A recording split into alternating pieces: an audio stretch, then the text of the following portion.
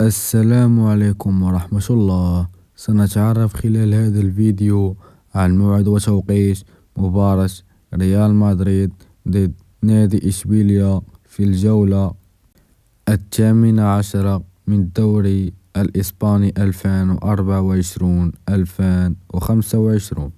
قبل بداية الفيديو لا تنسى الاشتراك في القناة وتفعيل زر الجرس ليصلك كل جديد. ستقام مباراة ريال مدريد ضد إشبيليا اليوم يوم الأحد 22 دجنبر 2024.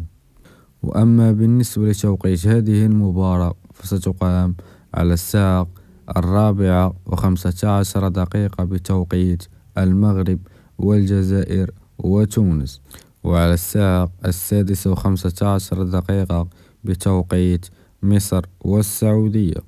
وأما بالنسبة للقناة الناقلة لهذه المباراة هي قناة بين سبور القطرية. دمت في رعاية الله ومع السلامة.